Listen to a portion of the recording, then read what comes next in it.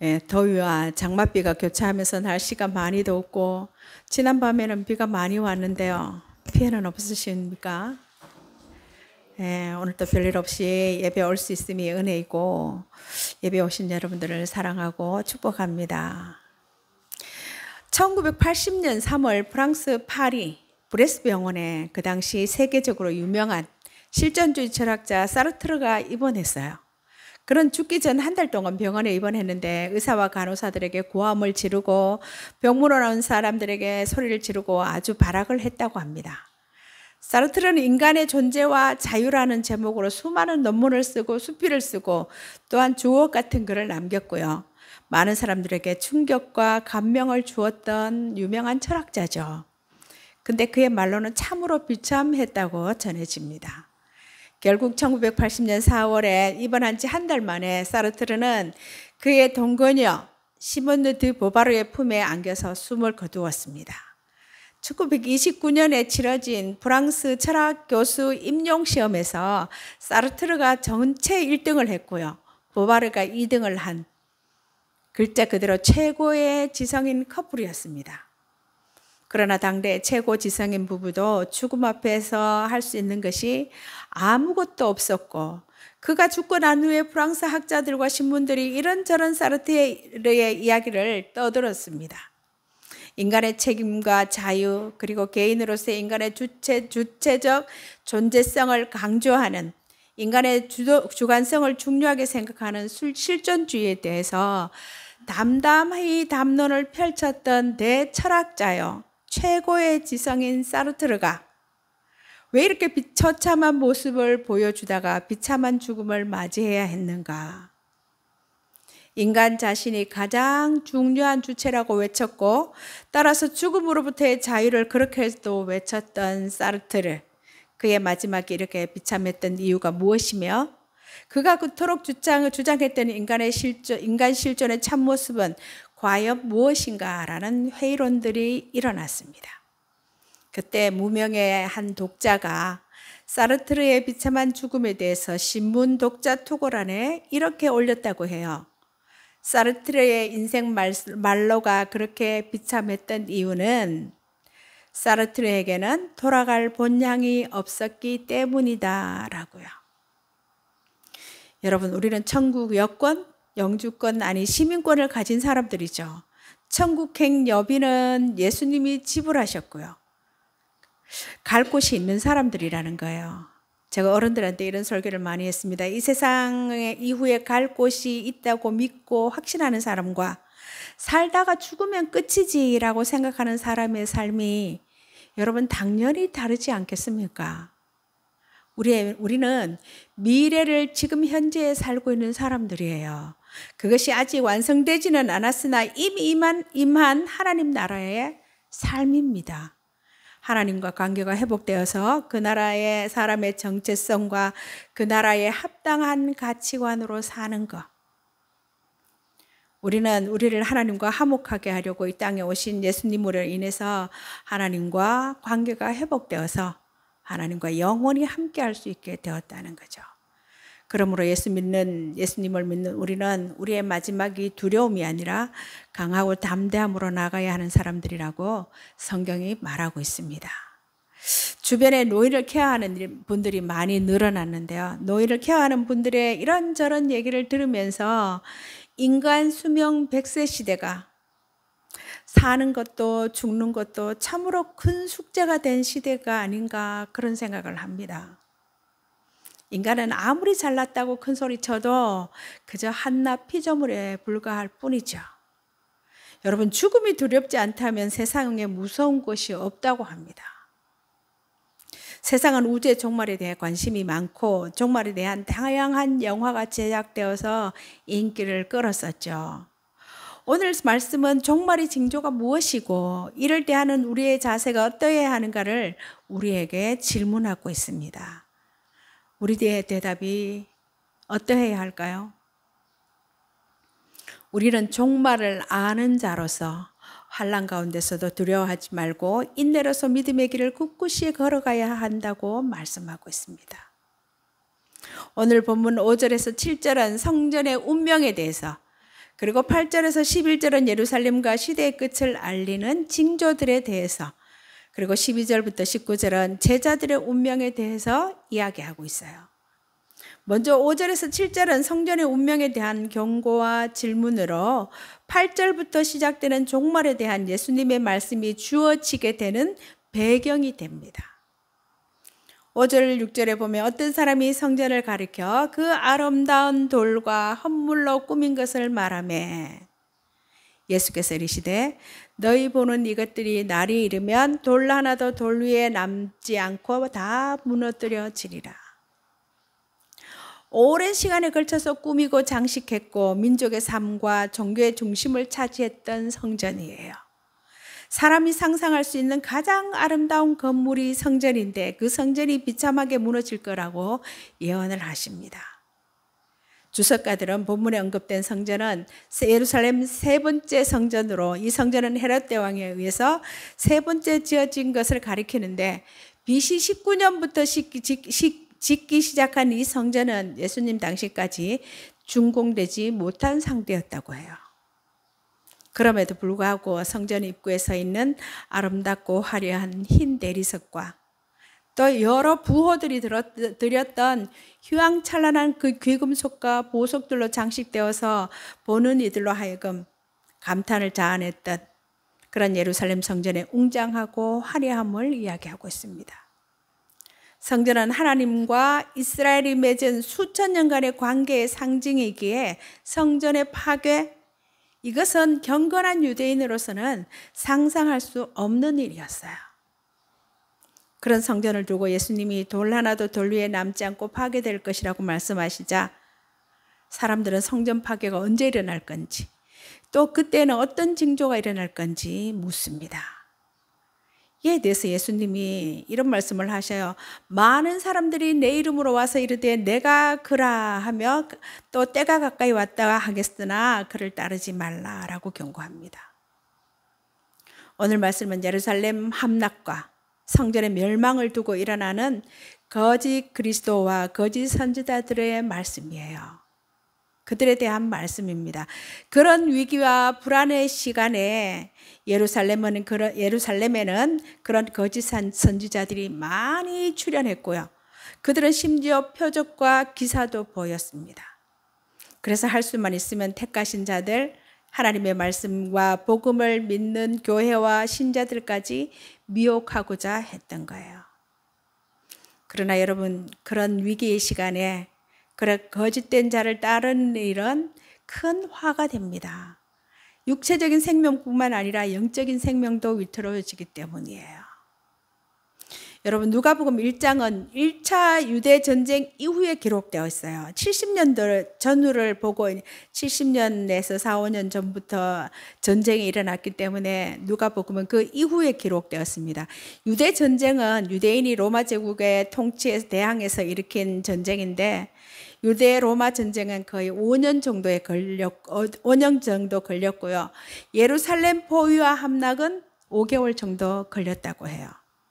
그런 날들 속에서 예루살렘과 성전은 종말을 맞이했습니다. 여러분, 우리는 본문을 읽는 첫 독자들, 누가가 기록해서 준 누가복음의 첫 독자들처럼 그 수준에서 성경을 읽어야 해요. 당시 사람들은 밤하늘에 버려지는 뜻밖의 극적인 상황, 즉 해성 같은 것들, 거대한 물체가 지상에 떨어지는 걸 보면 물리적 재난 이상의 의미가 있다고 생각했어요. 당시 사람들이 그런 현상은 왕과 황제의 임박한 등장이나 아니면 몰락을 예고한다고 믿었습니다. 여러분, 예수님이 탄생하시는 그날 첫날 성탄에 동방에서 별을 보던 박사들이 그 자리에 등장하죠. 사람들은 예수님을 이스라엘을 혼란에 빠뜨리는 사람, 율법을 지키지 못하도록 방해하는 사람, 하나님 나라와 만인을 위한 평화의 은총이라는 위험천만한 말로 민족의 이익을 소화하지 못하게 방해하는 인물로 기억할 수 있어요. 예수님의 부활 후부터 주 70년 성전이 함락까지 기독교 첫 시대의 역사는 이 예언을 입증하고 있습니다.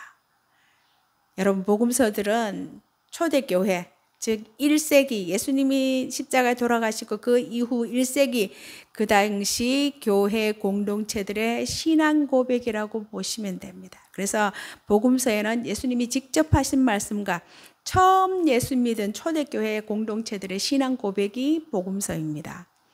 그들은 예수님을 메시아라고, 하나님이 구약에 약속하셨던 바로 그분이 이분이라고, 우리를 구원할 분이라고 고백하고 있습니다. 그 당시 예수를 따르던 사람들이 자기의 목숨도 두려워하지 않고 예수님을 그렇게 믿고 고백하고 따랐다는 거예요. 지금 이 시대 우리가 예수 믿기가 좋겠습니까? 그 당시에 예수님을 직접 보았던, 직접 본 사람에게 들었던 그 사람들이 예수님을 하나님의 아들이라고, 메시아라고, 그리스도라고 고백하기가 더 좋았겠습니까? 누가는 1절에서 4절 말씀에 부자들이 제공한 헌금과 5절의 헌물을 성전의 운명과 연결하고 있는데요. 누가복음 21장 서두에 부자와 가난한 과부의 헌금을 비교하고 나서 5절에 갖가지 헌물로 장식된 성전의 모습을 비극적인 의도에서 서술하고 있습니다. 예루살렘 성전은 지금 매일 성경 예레미야서를 통해서 보듯이 남유다가 멸망하면서 성전이 무너지고 바벨론 포로로 잡혀갔던 첫 성전의 운명과 같은 길을 걸을 거예요. 두 사건은 운명의 원인이 같다고 말하고 있는데요. 예수님은 서기관들을 비판할 때 그들이 부를 축적하고 과부의 집을 삼키는 문제를 지적했습니다. 제사장들과 국가 지도자들은 율법을 거슬러서 이방인과 고아와 과부를 압제했고 그런 행위가 심판의 원인이 되었다는 것입니다.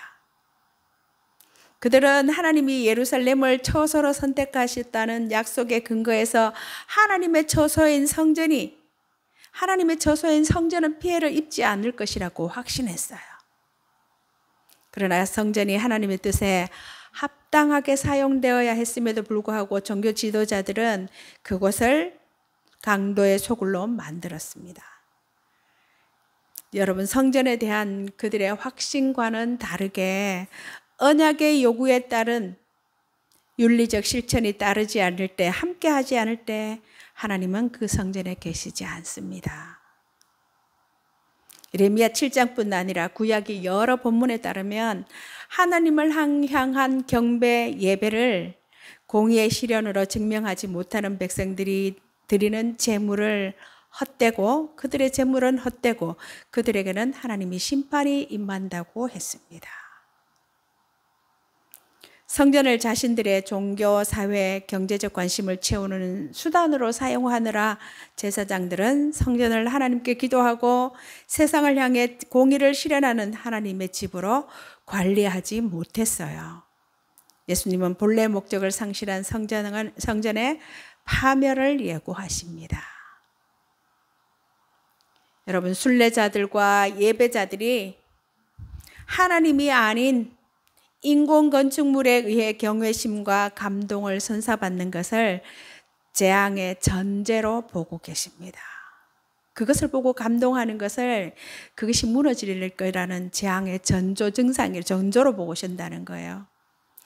과부와 같이 가난한 자들을 외면한 채 단지 백성들의 신앙을 불러일으키기 위해서 헌물로 장식된 화려한 성전과 이를 도구로 이용하는 권력자들은 하나님의 심판 앞에 놓이게 될 것입니다. 8절에서 11절은요, 예루살렘과 시대의 끝을 알리는 징조들이 나와요. 여러분, 이런 얘기는 우리가 많이 들었습니다. 예수님은 거짓 선지자들 또는 메시아를 조심하도록 경고하시고 이어서 예루살렘 멸망과 관련된 사건들과 자연과 우주의 재앙을 잘못 해석하지 않도록 경고하셨어요. 예수님은 먼저 거짓 선지자들을 경계하도록 주의시키는데요. 예루살렘 성전이 파괴되기 전에 많은 이들이 예수의 이름으로 와서 내가 메시아다라고 주장할 것을 말씀하셔요. 이들 거짓 선지자들은 자신이 메시아라고 주장하고 때가 이르렀다고 선포할 거라고 말씀하십니다. 8절의 평행 구조가 보여주는 것처럼 나다라는 주장과 때가 이르렀다는 주장은 연결되는 말입니다. 다시 말해서 거짓 메시아 또는 거짓 선지자는 종말의 때가 이르렀다고 주장하면서 로마와의 전쟁에 참여할 것을 촉구할 거예요. 당시 성전 지도자들이 유대 전쟁에 많이 참석했다고 합니다. 제자들은 이러한 거짓 메시아, 거짓 선지자들의 주장이 하나님의 계획과 아무런 상관이 없음을 분별해야 미혹되지 않을 수가 있다는 것입니다. 예수님은 거짓 선지자들에 대한 경고에 이어서 정치적인 혼란을 거론하시는데요. 제자들은 전쟁과 소외의 소문을 듣게 될 것이라고. 그러나 이런 일이 일어나야 하지만 곧바로 끝에 이르지는 것은 아니기에 두려워하지 말라고 하십니다. 10절에서 예수님은 전쟁의 영역을 온 세상으로 확장하시고 이어서 전형적인 묵시적 언어인 지진, 기근, 전염병을 언급하셔요. 전통적으로 기근은 전염병과 함께 일어나는 것으로 묘사하고 있고 이러한 것들은 세계사에서도 일반적으로 일어나는 비극적인 사건을 대표하는 것들입니다. 다시 말해서 이런 비극은 누가복음의 독자들이 이미 경험했고 유대 전쟁을 겪고 나서 나라가 망하고 그런 것들을 다 경험했고 전에 들은 사건을 지칭할 수 있지만 단지 당시 1세기만 제한되는 것은 아니라는 거예요. 11절 후반부에 보면 땅에서는 끔찍한 일들이 하늘에서는 큰 징조가 있을 것을 예고하시면서 예수님은 이러한 우주적 징조들을 역사적인 종말, 인자가 다시 올 때 나타날 현상으로 제시하십니다. 예수님은 25절에서 28절에서 다시 역사 끝에 일어날 우주적인 사건을 거론하기 위해서 지금 오늘은 거기까지 읽지 않았지만 11절의 우주적 징조를 확장해서 말씀하고 하십니다. 예루살렘과 성전 종말에서 세상의 최후의 종말로 주제를 전환하고 있어요. 마가복음과 마태복음에서도 예루살렘 성전의 종말에서 세상 최후의 종말로 주제가 바뀌어 갑니다. 예루살렘 성전 종말은 실제 일어났던 일이에요. 그래서 이 일도 실제로 일어날 것입니다. 이어서 12절과 19절에 보면 예수님은 제자들에게 닥칠 핍박을 경고하고 계시는데요. 12절에서 15절에는 체포되고 재판받게 될 상황을 예고하시고 16절에서 19절은 가족과 친척과 사람들에 의해 미움을 받거나 죽게 될 것이라고 말씀하셔요. 예수님이 경고하시는 내용의 상당 부분은 실제로 사도행전에서 등장합니다. 12절과 12절에서 15절의 외부 집권 세력에 의한 박해라면 16절은 친척과 가족과 벗에 의한 반대를 보여주고요. 17절은 제자들이 당할 일반적인 미움에 대한 예고입니다. 예수님을 따르는 자들은 예수님 이름 때문에 즉 그들이 예수의 가르침을 전하고 실현한다는 이유로 기득권 세력에 의해서 어려움에 처할 것이지만 이러한 핍박은 도리어 예수님을 증언할 기회가 될 것입니다. 사도행전에서 그런 일들이 여러 번 기록되어 있죠. 또 제자들이 핍박 가운데서 어떻게 방어할 것인지 마음속에 미리 준비할 필요가 없다고 하셔요. 그 이유는 내가 곧 그리스도께서 개입하실 것이기 때문이라고 합니다. 이어서 예수님은 가족과 친척, 벗에 대한 핍박을 예고하시는데 혈육에 의해 제자들 중 일부가 죽음에 던져질 것이라고 하시고요. 가장 가까운 이들의 반대는 그 어떤 박해보다 제자들에게 더 큰 위협이 되겠지만 예수님은 이러한 상황에서도 물러서지 않도록 제자들의 마음을 미리 대비시키고 있습니다. 17절은 신앙 때문에 생기는 일반적인 세상의 미움을 가리키는데 예수님은 이러한 박해와 반대와 미움에도 머리털 하나 상하지 않을 것이라고 약속하셔요. 그런데 여러분, 죽음에 처하는데 머리털 하나 상하지 않는 것이 가능할까요? 이는 수사학적인 표현으로 영적인 안전을 뜻한다고 해석합니다. 예수님을 따르는 자라는 영생을 얻었기에 어떤 핍박도 그들을 궁극적으로 해할 수가 없어요.